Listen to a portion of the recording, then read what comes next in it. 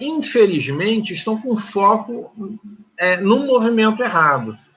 Em sentido de quê? Em sentido de estarem perdidos em relação a essa crise e não saberem que rumo devem tomar.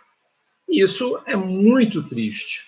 Por quê? Porque a crise, nesse primeiro momento, para alguns, chegou muito rápido. Em cidades pequenas, as pessoas, o comércio está sofrendo muito, porque alguns prefeitos fecharam completamente a cidade. Sei de alguns prefeitos que fecharam, inclusive, os supermercados. Olha que coisa mais desconexa, né? Quando a população precisa, ele vai lá e fecha, depois reabriu, mas em cidades maiores, está vendo exatamente um reverso disso. Um grande fluxo de venda. Mas a preocupação que a gente tem que tomar, ou que a gente tem que fazer, é entender o que vai acontecer na próxima onda.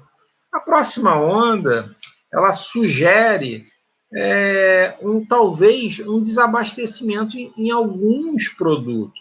Por exemplo, nesse momento, em algumas áreas, você já deve estar sofrendo aumento de preço.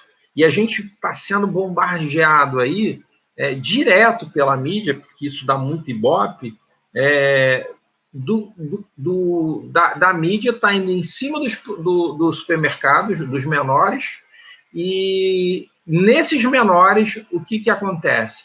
Ele faz uma festa dizendo que o produto está superfaturado, né?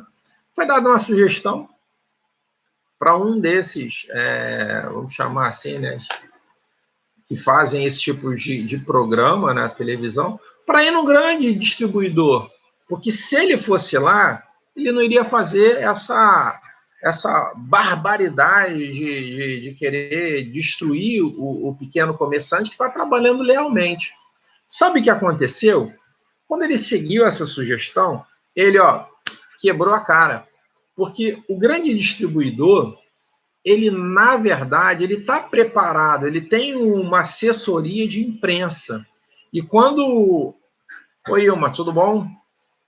Exatamente com essa assessoria de imprensa.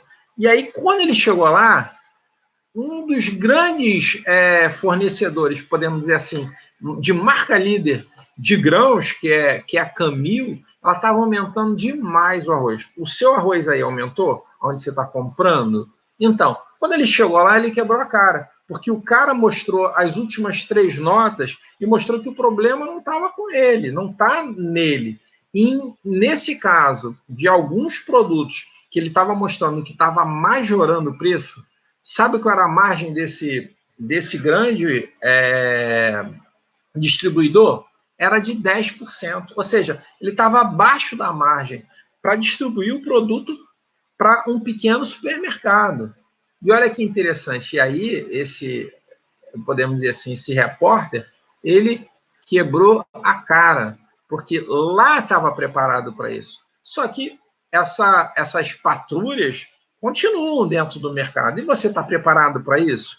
Eu coloquei um vídeo aqui, porque eu tenho uma grande preocupação com aquilo que pode acontecer na sua loja se um cara desse bater na sua loja, ou até mesmo a sua reputação em relação ao seu cliente, porque a sua loja só cresce se você tiver reputação. E aí, nesse caso, essa patrulha foi lá e aí chamou o Procon, fez uma bagunça danada nesse grande distribuidor, e ele pegou as notas lá e mostrou: não estou nada fora aqui do local, na verdade eu estou vendendo abaixo do preço. Quem está me repassando isso é o grande distribuidor, no caso era a Camil que estava vendendo o produto a grande preço.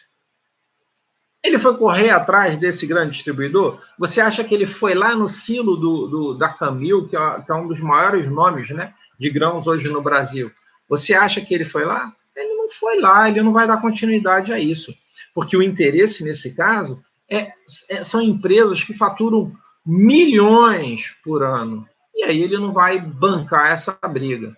E aí o que a gente tem feito? A gente tem orientado a vocês a enfrentar esse momento da crise, onde pode acontecer isso em relação ao seu consumidor, exatamente fazendo o quê? Pegando uma carta e mostrando nesses produtos, que talvez você esteja trabalhando até com uma margem menor e que o preço subiu muito, que, na verdade, o grande vilão disso tudo não é nem o distribuidor, é o próprio fabricante do produto lá que, por algum motivo, ele resolveu aumentar o preço daquele negócio. E agora o que a gente tem que fazer? Essa é a segunda onda que a gente pode dizer que a gente vai enfrentar, que é uma turbulência em relação a preço. Alguns produtos, por exemplo, como carne, a tendência talvez é vir baixar. Por quê? Porque as carnes estão sobrando nos frigoríficos. Será que vai haver exportação dessas carnes? Então, muitas coisas ainda vão mudar nesse cenário. E quanto mais preparado você tiver, melhor será. E aí você já conseguiu anotar quais estão sendo as suas maiores dificuldades? Você já conseguiu verificar qual está sendo a sua maior dificuldade nessa crise? Alguns estão com problemas de venda. Outros estão com excesso de venda. Outros estão tendo que ampliar a loja para poder atender o fluxo de clientes. Outros estão com problemas em relação aos seus funcionários que não estão indo. E aí, se você sabe exatamente qual é o tipo de problema que você está enfrentando, fica muito, muito, muito mais fácil de você se programar e tomar uma decisão inteligente em relação àquilo. E aí, o que você tem que fazer?